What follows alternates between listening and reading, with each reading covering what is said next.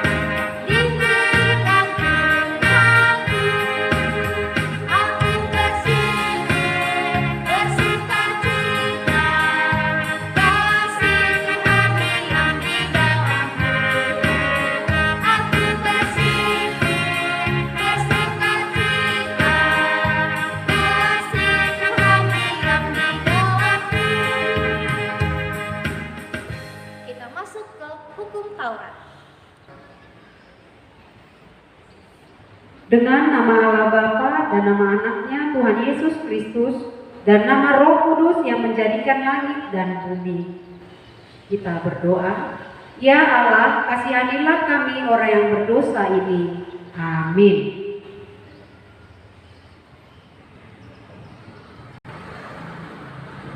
Hukum Taurat untuk kita pada minggu ini, hukum Taurat yang ke-10 beserta dengan maksudnya.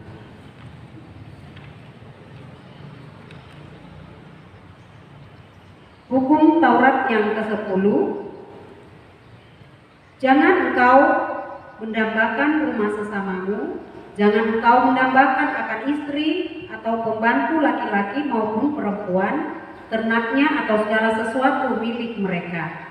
Maksudnya adalah kita harus takut serta kasih kepada Allah. Sebab itu jangan kita mempergunakan tipu daya atau memiliki harta sesama manusia serta harta warisannya.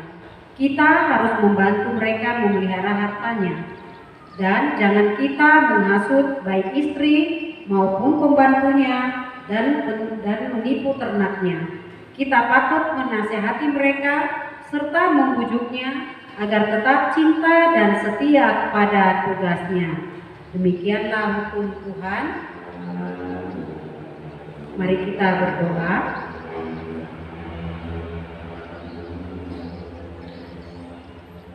Ya Allah Tuhan kami, kuatkanlah kami untuk dapat melakukan segala perintah-Mu. Amin. Yuk kita nyanyi dari lagu nomor 2, Hati yang Gembira.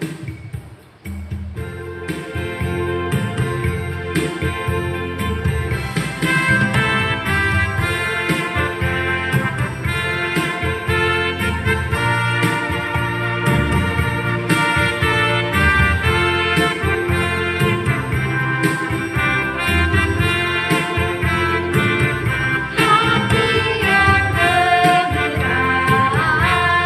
adalah momen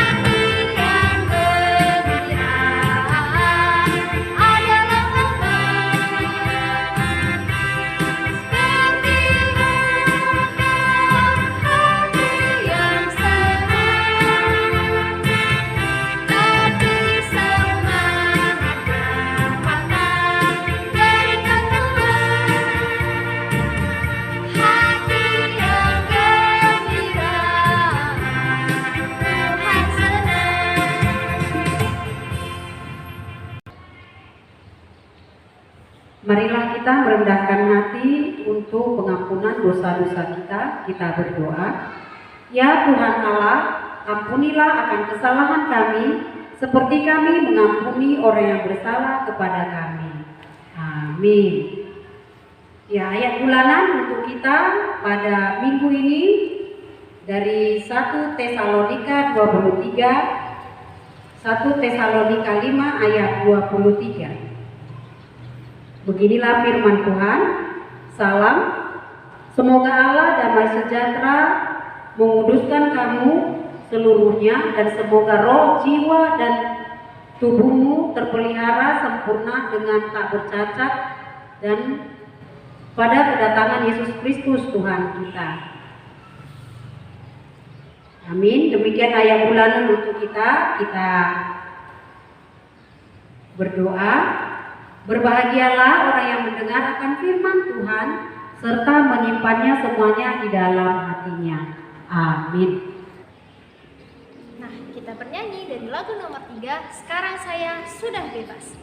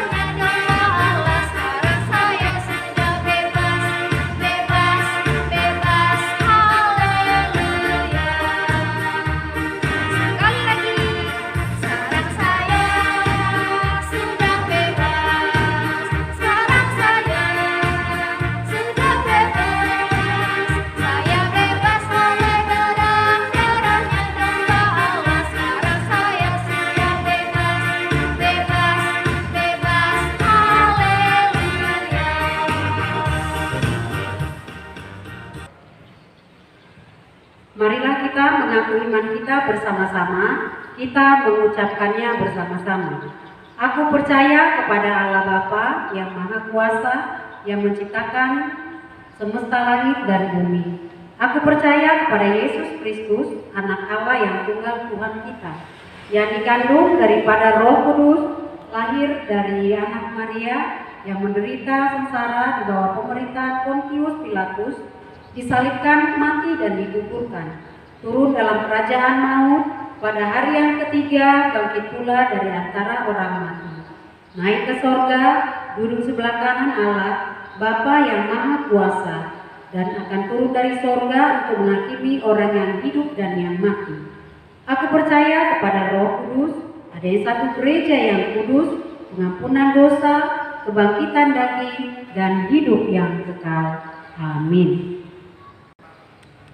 Adik-adik sekolah minggu, dengarkan ya pengumuman untuk kita hari ini. Yang pertama, ayat bulanan itu dari 1 Tesalonika 5 ayat 23. 1 Tesalonika 5 ayat 23. Yang kedua, hukum Taurat tertulis dari Titah ke-10. Nah, adik-adik yang sudah menghafal ayat bulanan dan hukum Taurat, segera mengirimkan videonya ke grup WhatsApp anak sekolah minggu atau grup Facebook SKM GKPR Kulit. Nanti adik-adik yang sudah mengumpulkan akan kami list, akan kami daftar, dan siapa yang paling tertinggi skornya akan mendapatkan hadiah di Natal nanti. Oke, adik-adik sekolah minggu, jadi jangan malas-malasan menghafal ya supaya mendapat hadiah Natal. Nah, sekarang kita mau mengumpulkan persembahan. Persiapkan persembahannya dengan baik dan kita berdoa. Kita berdoa. Tuhan Yesus, inilah persembahan kami, terimalah sebagai ucapan syukur kami. Amin. Kita bernyanyi dari lagu nomor 4, Kasih Yesus Manis dan Indah.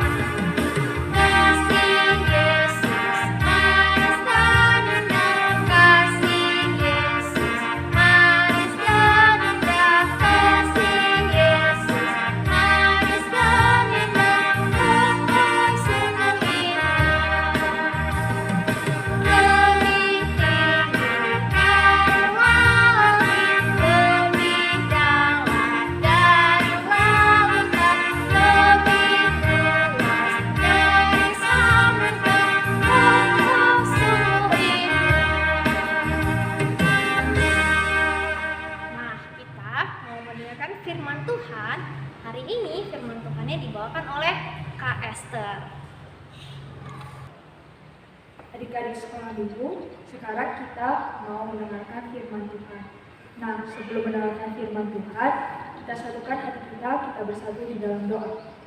Terima kasih Tuhan Yesus atas segala berkat dan karunia yang masih Engkau berikan kepada kami hingga pada saat ini. Sekarang Tuhan, kiranya Engkau berkati kami supaya kami siap mendengarkan firman-Mu.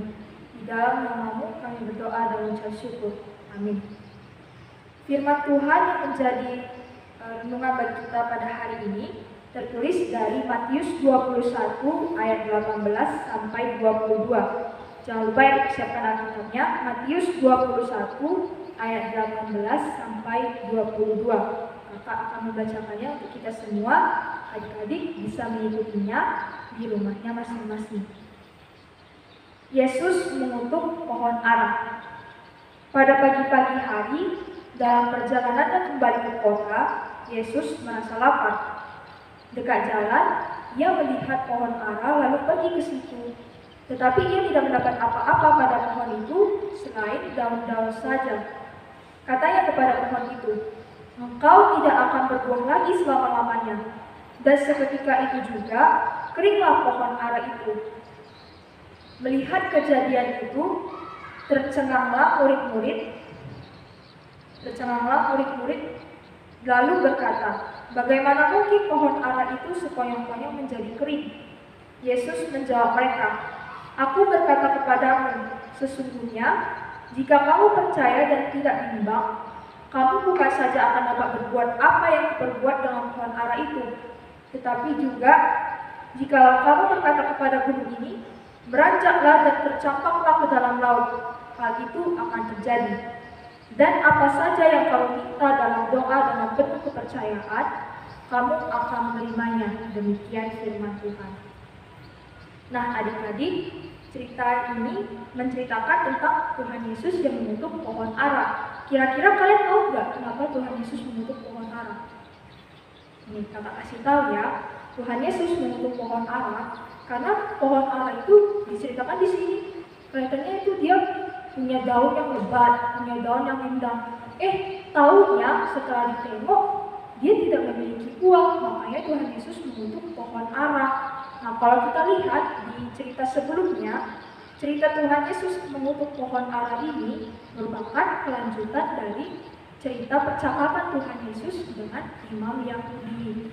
Nah, kalau kita bisa gambarkan, imam Yahudi ini juga merupakan gambaran tentang pohon ara. Kenapa ya dibilang kayak gitu? Karena kan tadi diceritakan pohon ara ini punya daun yang lebat, punya daun yang rindang, tapi dia tidak punya buah. Berarti dia itu kelihatannya baik di luar, tapi buruk di dalam. Sama juga seperti imam Yahudi. Imam Yahudi diceritakan waktu itu, mereka itu rajin sekali melakukan hukum Taurat Musa. Mereka rajin berdoa, malah mereka berdoa di depan umum. Supaya apa? Supaya dilihat orang-orang, supaya mereka itu kelihatannya rajin kali kayak itu berdoa di depan umum gitu kan. Habis itu mereka juga rajin menyuruh umat-umat untuk melakukan hukum Taurat. Tapi ternyata kerajinan dan ketaatan mereka itu tidak selaras dengan perbuatan mereka. Justru mereka tidak percaya sama Tuhan Yesus. Mereka malah menyalibkan Tuhan Yesus. Nah, bisa kita lihat kan, kerajinan, ketaatan mereka tuh kayak sia-sia semuanya karena mereka nggak percaya sama Tuhan Yesus. Nah, begitu juga lah kenapa mereka disebut sebagai pohon ara. Karena mereka cuma tampak baik di luar, tapi buruk di dalam. Nah, sama nih, kakak punya suatu cerita untuk kita. Mungkin adik-adik bisa memahaminya lewat cerita yang kakak sampaikan. Pada suatu hari, di hari Sabtu, ada 3 orang teman ini. 3 orang teman, kita kasih nama siapa ya? Si Didin, si Tono, sama si Pani. Nah, mereka ini merupakan anak-anak sekolah minggu. Mereka ini bertiga sahabat. Dari kecil mereka sahabatan, mereka satu sekolah minggu. Nah, jadi datanglah si Pani ini nanya ke si Didin dan si Tono. Kalian sekolah minggu nggak besok? Datanglah si Tono bilang, "Iyalah, aku ke sekolah minggu lah. Kalau nggak ke sekolah minggu, pasti aku nanti kena repet sama mamaku."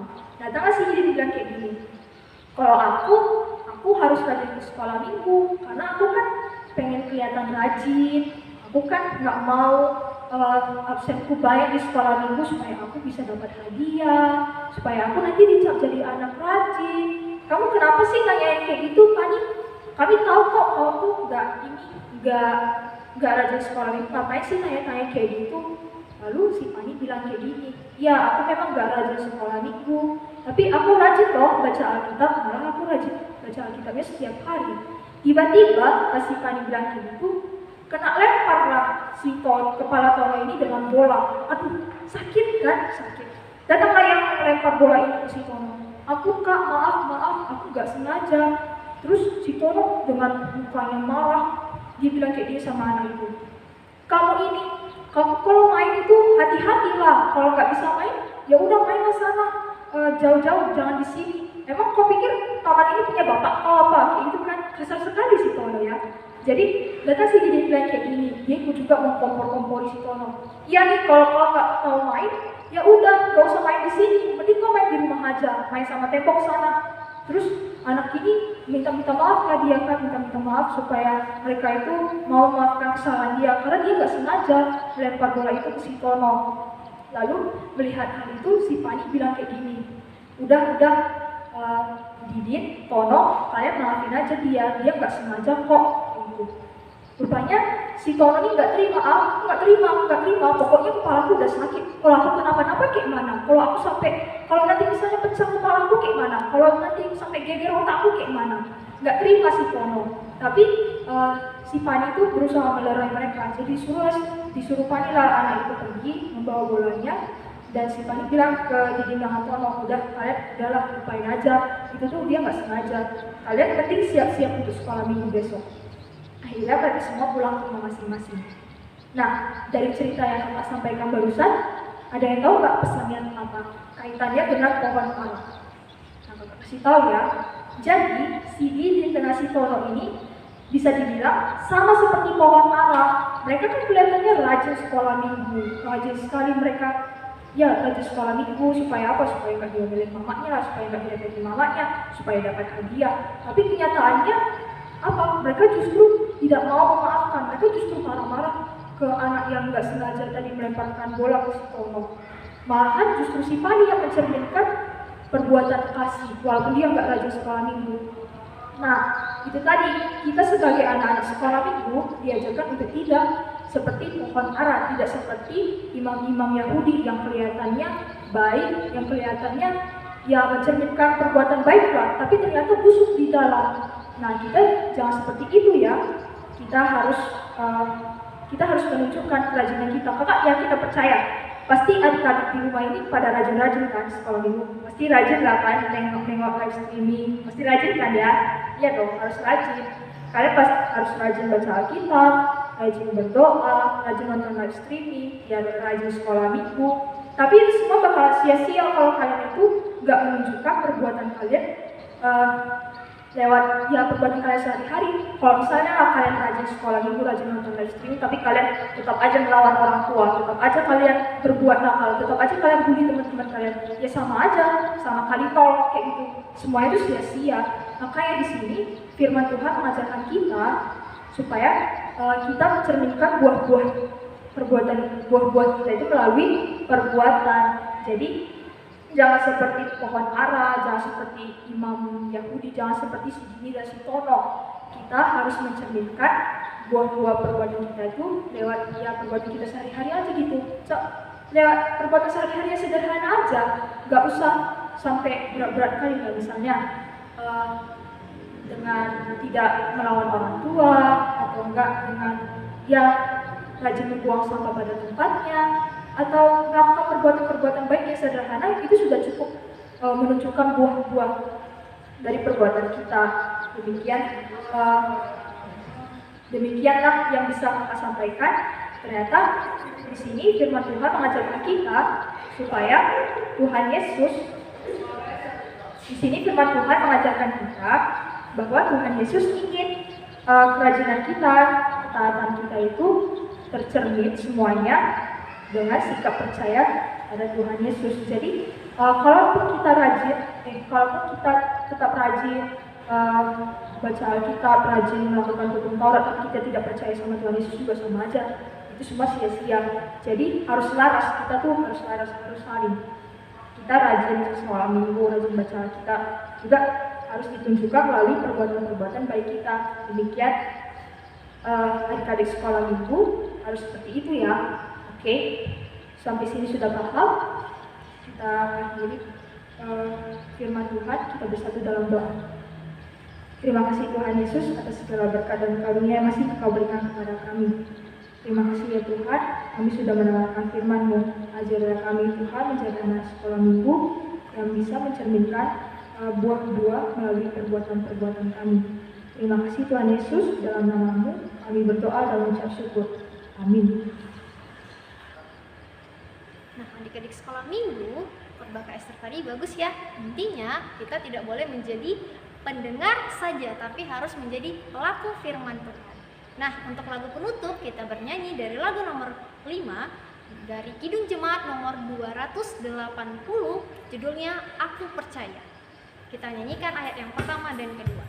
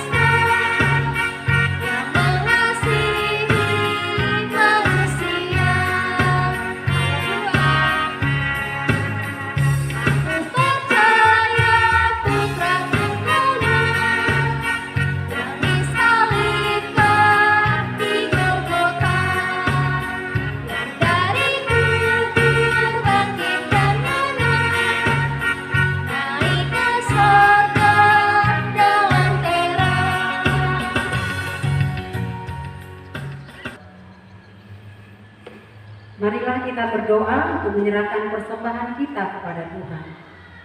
Bapa kami, Tuhan Allah yang Maha Kuasa yang bertahta di sorga, kami mengucap syukur dan terima kasih kami kepadamu ya Tuhan, di mana Tuhan memperkenankan anak-anak di dalam kerajaan-Mu. Di sini kami menyampaikan persembahan kami. Kiranya Tuhan menerimanya untuk kemuliaan nama-Mu. Amin.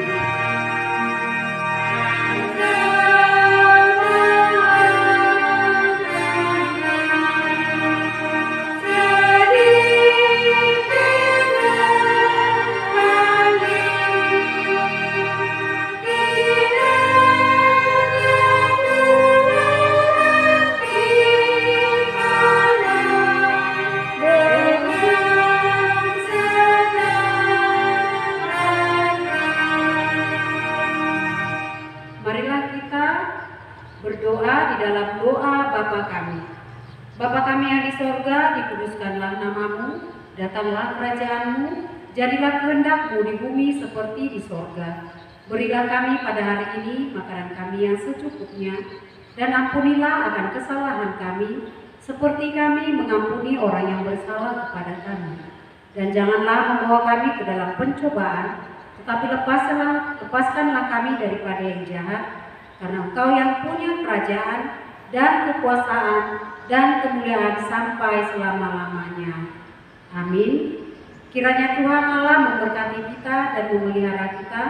Kiranya Tuhan menerangi kita dengan wajah-Nya dan mengasihani kita. Kiranya Tuhan menghadapkan wajah-Nya kepada kita dan mengaruniakan kita dengan damai sejahtera. Amin.